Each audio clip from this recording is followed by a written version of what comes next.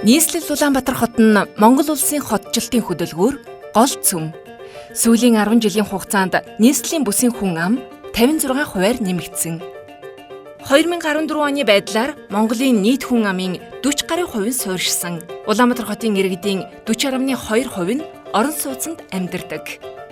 Энэ тоо 2020 онд сая 534 мянга, харин 2030 онд сая 700 мянгад хүрнэ.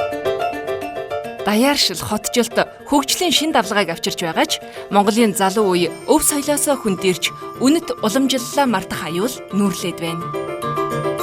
Иймээс Дэлхийн эдийн засгийн форумын дэргэдэх Улаанбаатар Global Shapers нийгэмлэгээс санаачлан үндэсний уламжлалт өв соёлоо сэргээн бэхжүүлэх, хойч үедээ өвлүүлэн үлдээх, Монгол хүүхдэд багаар ажиллах ур чадварыг сургах зорилготой Монгол гэр төслийг санаачлан хэрэгжүүлж байна.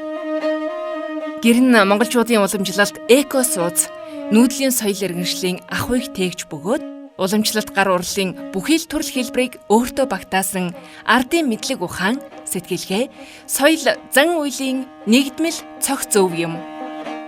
2013 онд Монгол гэр Нэгдсэн үндэсний байгууллагын боловсрол шинжлэх ухаан соёлын байгууллага ЮНЕСКОгийн хүндрэлтний соёлын бит бус үеийн төлөөллийн жагсаалтанд манай улсаас бүртгэгдсэн 6 дахь хосгүй үнэт өв болсон юм.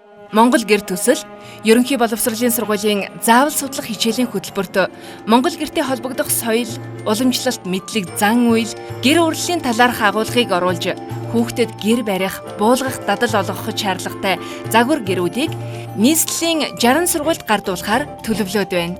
Үндэсний баялаг бүтээгч та бүхнийг бидний санаачлагыг дэмжин хойч үедээ өв соёлоо өвлүүлэн үлдээх энэхүү аянд нэгдэхийг уриалж байна.